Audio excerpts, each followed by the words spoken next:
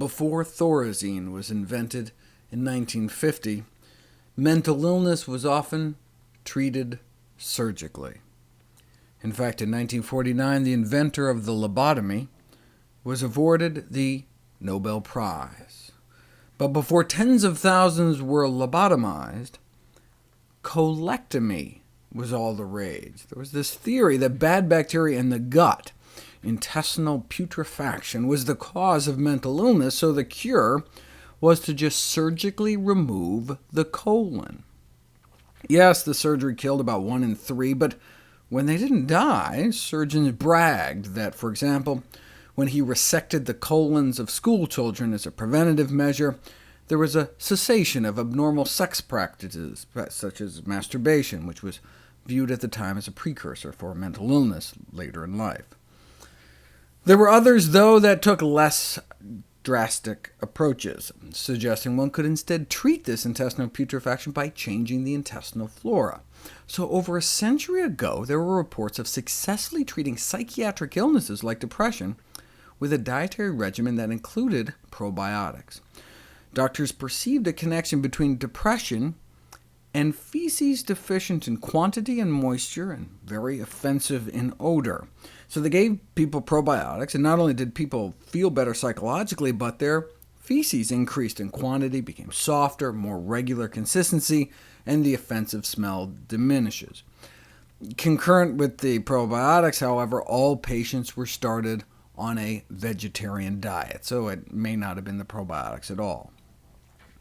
This field of inquiry remained dormant for about 100 years, but a new discipline has recently emerged known as enteric, meaning intestinal neuroscience. Our enteric nervous system, the collection of nerves in our gut, has been referred to as our second brain, given its size, complexity, and similarity. We've got so many nerves in our gut that as many as in our spinal cord. And it kind of makes sense. Right? The size and complexity of our gut-brain is not surprising when considering the challenges posed by the interface with our largest body surface.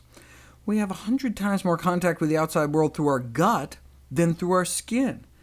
And we also have to deal with our 100 trillion little friends down there. It takes a lot of processing power. Now, anyone who's gotten butterflies in their stomach knows that our mental state can affect our gut. In fact, everyday stressors can affect the integrity of our gut flora. This innovative study looked at feces scraped from used toilet paper in undergrads during exam week. This is how many bacteria they had in their feces before the exam. But look what happens on exam day, and in fact lasted through the whole week. So our mental state can affect our gut, but can our gut affect our mental state? We didn't know until recently. For example, many suffering from chronic fatigue syndrome complain of gut dysfunction, so researchers tried giving people probiotics to see if their mental and emotional state could be improved, and indeed, it appeared to help. What about healthy people, though? This is the study that really rocked the scientific establishment. An assessment of the psychotropic properties of probiotics. 1 month of probiotics was found to significantly decrease symptoms of anxiety, depression, anger, and hostility. How is that possible?